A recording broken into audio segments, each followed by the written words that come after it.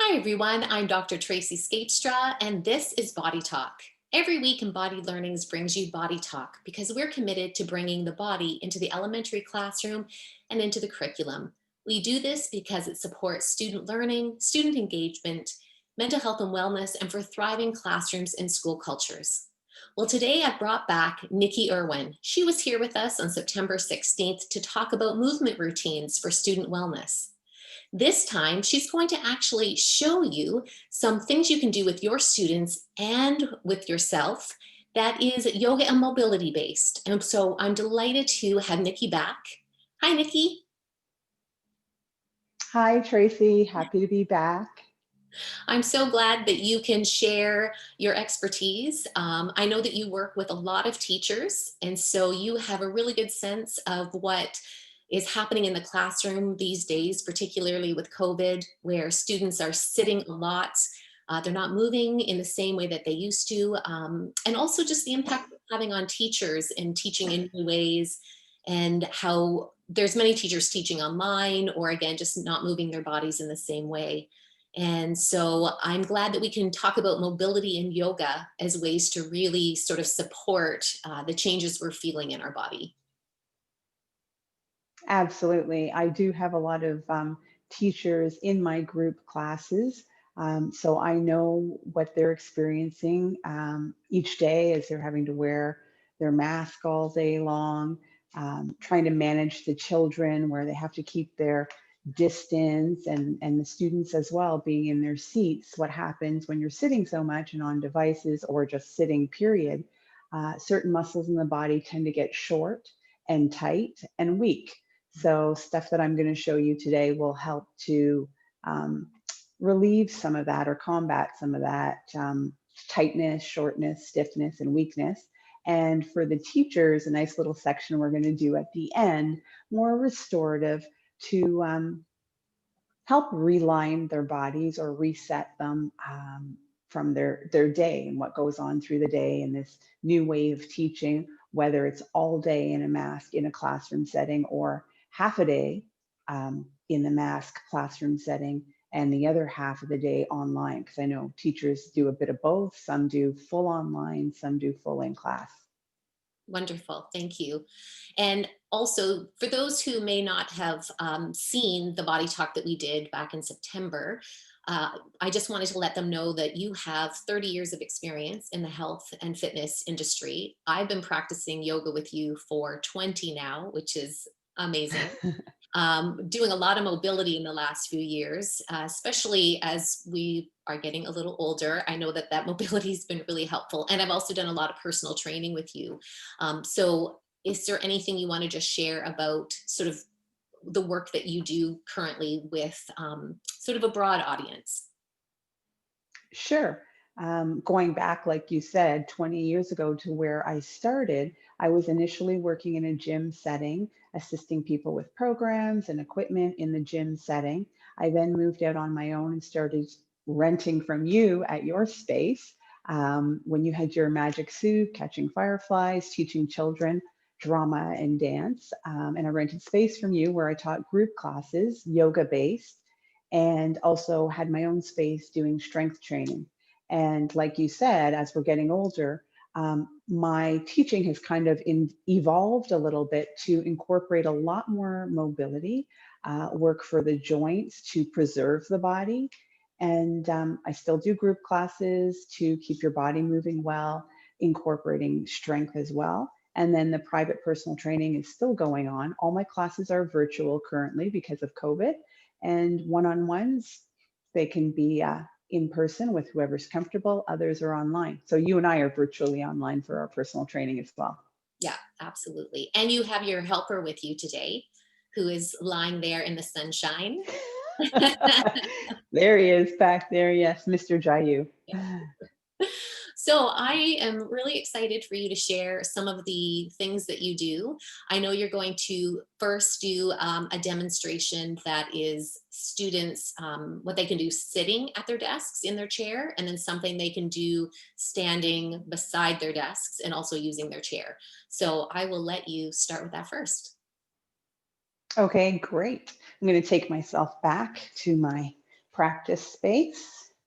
And I'll just use my little stool here as though I was using my chair at my desk. I'm assuming that desks aren't the way they used to be, where the chair is attached to the table. I think they're separate pieces now, just the desk and a chair, which is great. So you can just encourage your students to sit nice and tall, take a big breath in through their nose, out through their mouth, and then just let them know you're going to do a little bit of movement just to make their bodies feel good, a little bit of a movement break, whether it's to start the day or you do it a couple times through the day.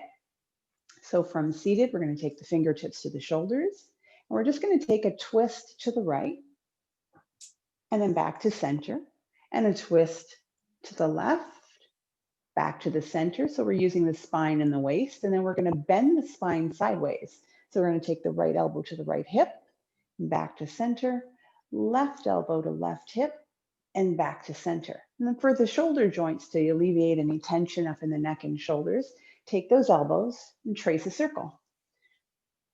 Circling around in one direction, and then reverse it to the other direction. With any of these exercises, you can do your twist to the right and to the left 2, 3 times, whatever you have time for. From here, we're going to reach up overhead. Instead of being down here all the time, we want to have our mobility reaching overhead, because in real life, we need to reach overhead. So we're going to take alternating arms, reach up and over. And then we're going to stop with the right arm up, take the left hand and handcuff your wrist, and then just bend a little bit more as though your left hand was pulling your right arm over. And then back to center. Take your right hand, handcuff your left wrist, and a little reach and stretch over to the right. And back up to center. I'm just going to add one more thing in for the neck, sitting nice and tall. We twisted the body and the face to the right, but let's just isolate it to the neck to alleviate any neck stuff. So we're going to look to the right and then look a little farther to the right. Back to center, you might hear a crick or a crack. Look left, and can you look a little bit more left, keeping your body square to the front? And center, looking down into your chest, sit tall. Center, and then look up to the ceiling like there was something crawling on the ceiling. And center. Getting up out of the seat, we need a little break from sitting down all the time. So with my stool, I'm just going to place it a little bit in front here. And from standing, you can use the back of the chair to hold on to. Some students may need that little bit of assistance. Otherwise, the foot comes up onto the chair. From here, put some tension in your arms. You can tell them to make a fist and squeeze their arms like a superhero, or their favorite, I don't know what you call them. They're superheroes, yeah, their favorite Mr. Marvel or whatever. And then from here, standing leg is nice and straight. Can you lift your foot off of the seat of your chair? Up and down. And when you lift it, hold it.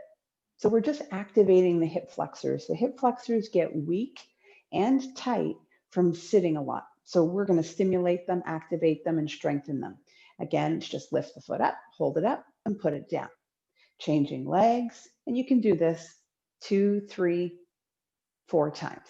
To make this a little harder for those who would like more of a challenge, from standing, we'll bring the knee up, and you can hold underneath the knee or over the knee. Okay, if you still need to hold on to the chair, hold on to the chair. So you're going to have your standing leg really straight, and then using the hip flexor muscle, can you keep that knee up the exact same height, but let go, and then get those Power Ranger arms again, hold, hold, hold, and release. And you'll feel right away the muscles in that hip. Changing legs, either underneath the knee, over the knee, option to still hold the chair at the chair back, standing leg straight, Power Ranger arms, and hold. 1, 2, 3, and hold your balance. 4, and rest. 5. Last thing for the hips. We're going to pretend we have an imaginary hula hoop on. So everybody knows what hula hoops are. I did it back in the day. Kids, I think they still play with them here and there. So we're going to go wide feet. Again, we're just by our desk. We're not moving out of our space where we need to keep our distance. Knees are bent, and pretend you have that hula hoop on. Take your arms to the side. And nice and smooth with that hula hoop, keeping it up so it doesn't fall to your ankles. Change direction. And maybe you did it for 20 seconds or 10 to 15 seconds one way, and then you switch and you go for another 10, 15 seconds the other way. To change it up, one foot in front of the other. This time, keep the knees straight, like you're doing your hula hoop with a little angle in it. So legs are straight. And it's a little bit more awkward, might be silly. And then change, other foot in front, other foot back, stiff knees. And try to keep your hula hoop up, rotating your hips. And then last thing for a little bit of balance, we're going to get into the ankles. Hands can be out to the sides or on the waist. One foot comes up. If you need to hold on to the chair. Rotate the ankle one way and the other way. Change legs. One way and the other way. Now, you don't have to do all of these exercises in one movement break. Maybe you start the day with just the upper body ones, and then just before lunch, you do the lower body ones. So you can split it up, or you can pick and choose from the top and the bottom and make your own little combination of exercises for your movement break. So that's it for the students. Awesome. That was great. Thank you. And I am also really excited to see what you have come up with that teachers can do when they come home at night. I'm teaching all online, as you know, and there are days where I am just exhausted. I feel very, very sore and in my upper back. And I need a little bit more than just getting into bed and going to sleep. For me, I do a lot of walking, as you know, but I know that restorative yoga can be so good to reset the body and just sort of feel balanced a little bit again. So, anyway, you can share with us what you have. Great. Okay. So we're going to be on the floor. And so this is for the teachers, the educators, like you said, come home after a long day dealing with the kids, wearing a mask. You just need some time out for yourself. So instead of a movement break, it's a down regulating time for you. So we're going to do some restorative, like you said, and it just brings you back to your center, or it can help to bring you back to your center. It can help to realign you. Okay, this whole teaching season since September and all the way as long as we're going to go through to the summer is going to bring a lot of wear and tear into your body mentally. So it's good to have a little practice that you can do at home when you get home at the end of the day, just to kind of realign, down regulate, and release before you go to bed, like you said, Tracy. So I'm going to start, we're just going to be on the floor for this one. You will need a stool, or you can use your ottoman, or you can use a couch, whatever you have close by. So we're just going to move on to our backs.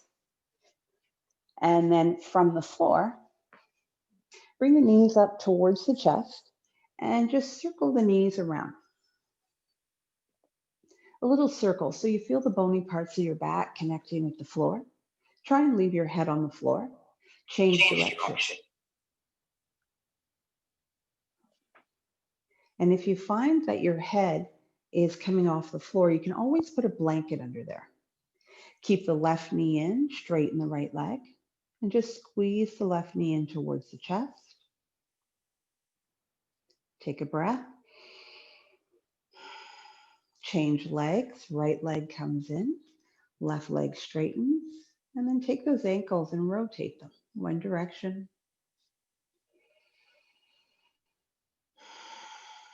Taking big breaths, change direction.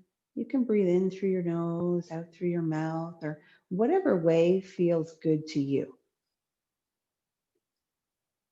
And then bringing both legs back in, just a little rock to the right and to the left. And then placing your feet on your floor, you want to have your feet fairly wide apart, wider than your hips. And then just windshield wipering your legs from the right to the left. So get onto your heels, leave your toes up, and allow your legs to fall to the left and to the right, to the left. And then the next time, stay to the right. And if you're comfortable, take your right ankle over your left leg. See how that feels. Reach your arms up overhead and take your right hand and handcuff your left wrist. Keep your arms off of the floor and feel the stretch across your left hip. May even feel it a little bit in your right hip. And take a big breath in and exhale, let it out. Gently changing sides. Feet are wide, you're on the heels. Rotate the hips to the left, and then taking your left ankle and just crossing it over the top of your right thigh. If this is too much, take that left ankle, left foot, put it back on the floor, and leave it on the floor. Option for the arms overhead. Take your left hand, handcuff your right wrist. Inhale, exhale.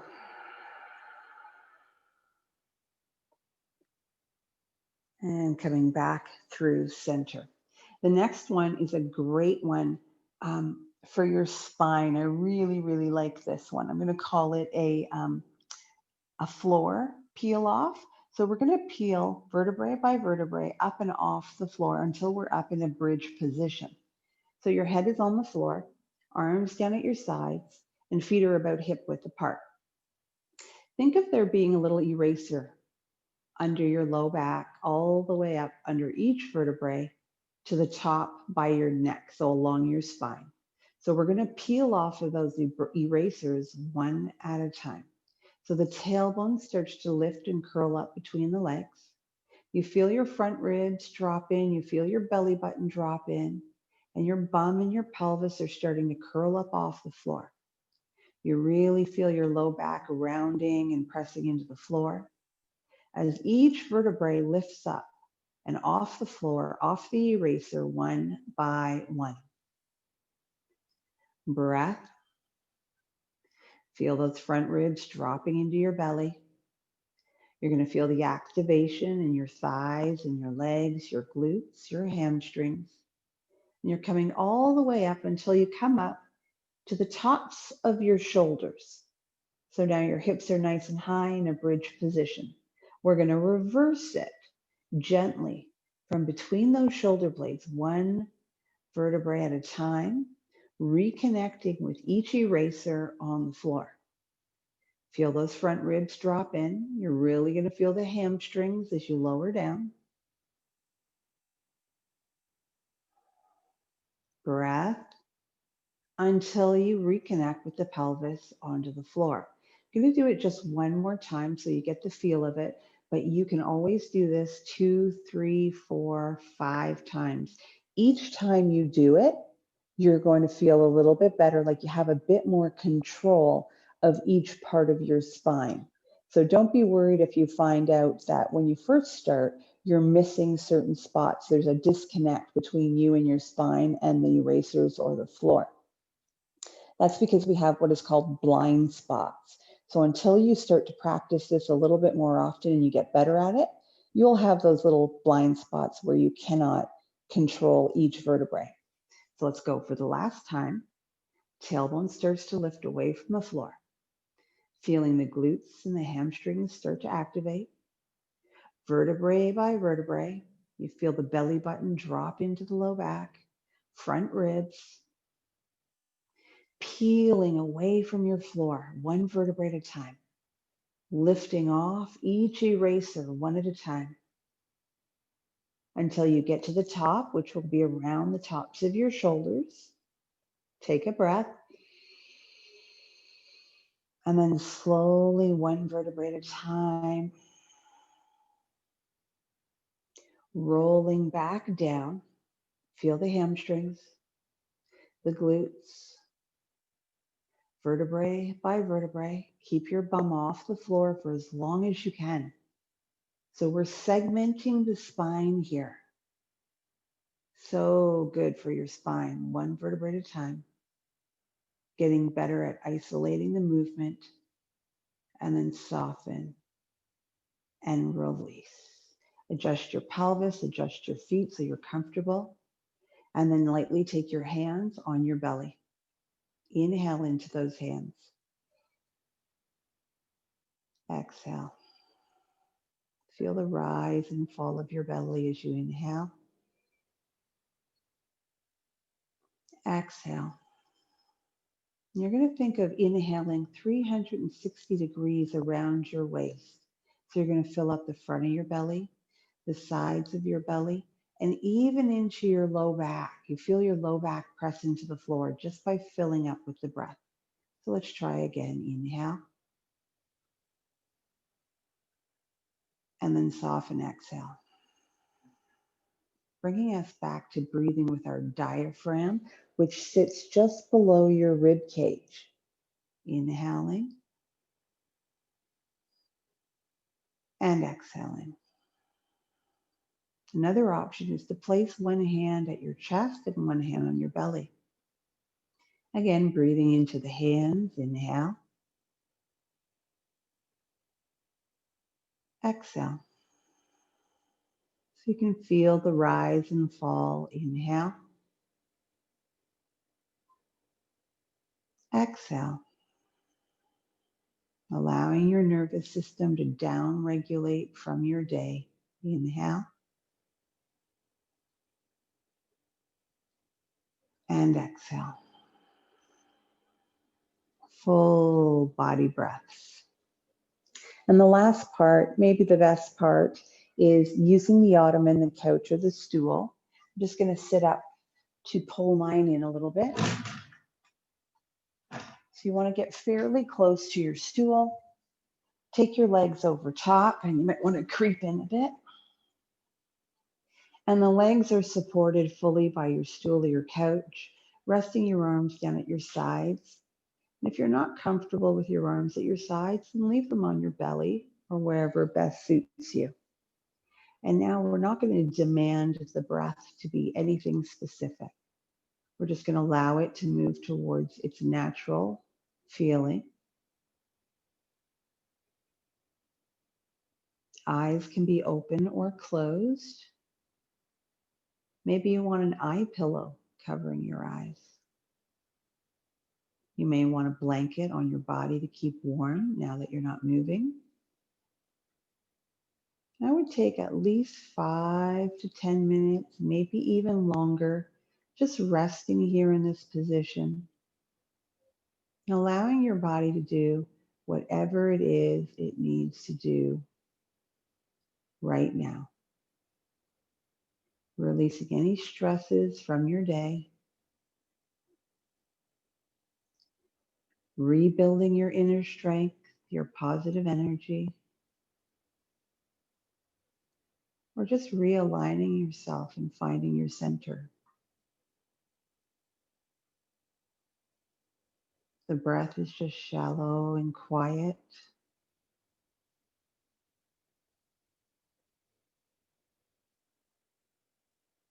You might find the sensation of feeling that you're grounding yourself again from your long day.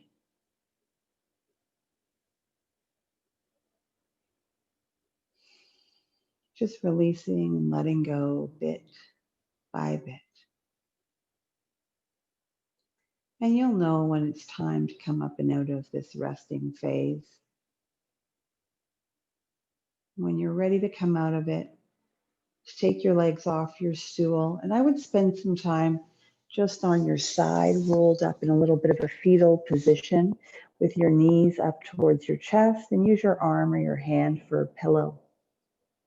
Take a few moments here and then use your hands to assist yourself back up to seated. Coming to a seated position, cross-legged if that's available to you. Sitting nice and tall. And just observing your body for a moment now. Just checking in to see how you feel. Take a breath.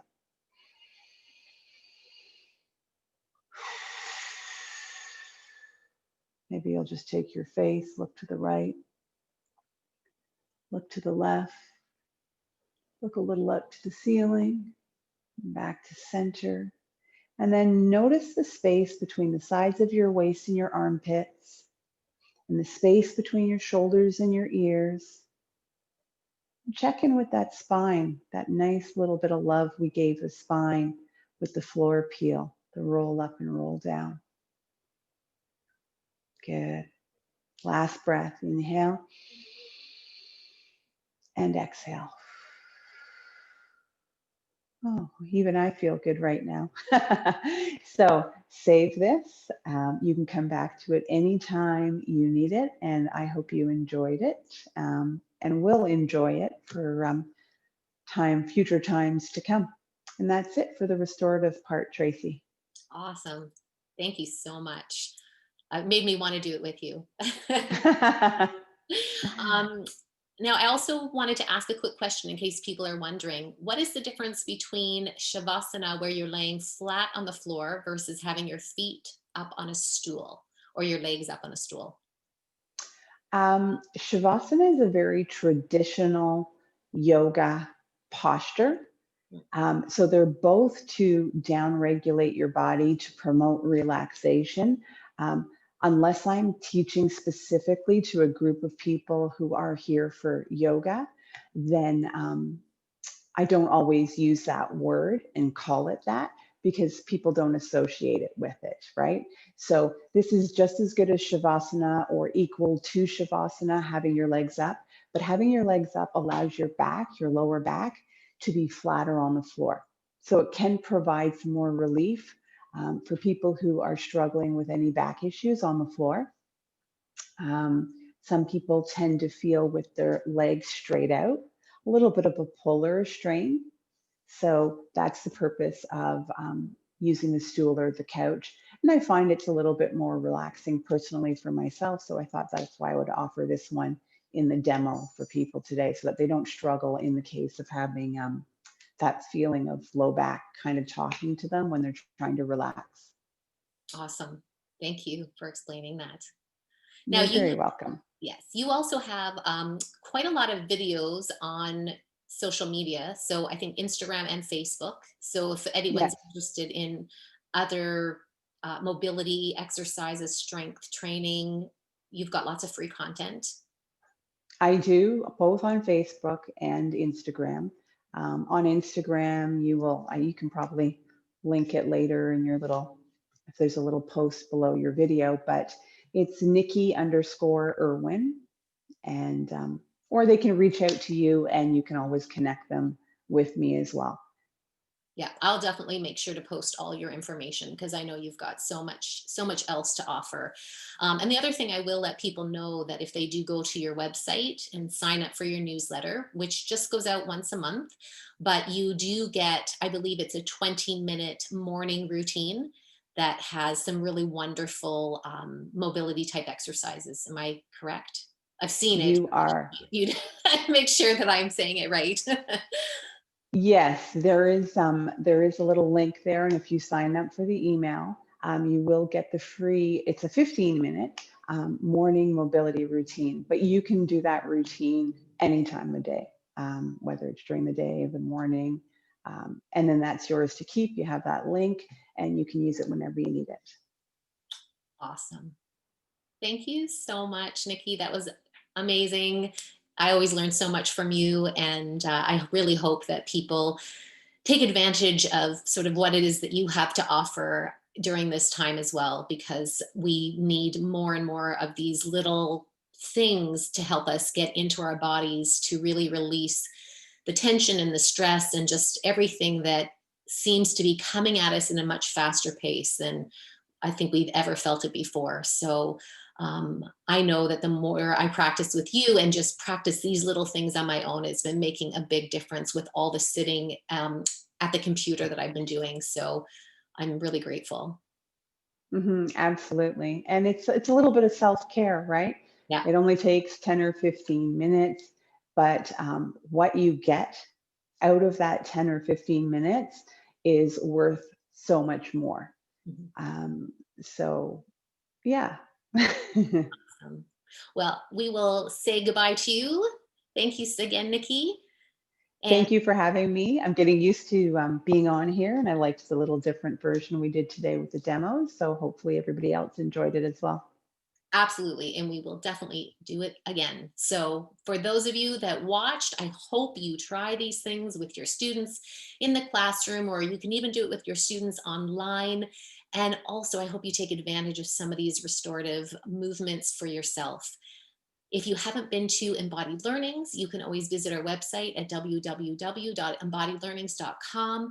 And I will post everything about Nicki Irwin as well. You can just see that at the bottom of this video. Anyway, until next time, I wish you all well. Thank you.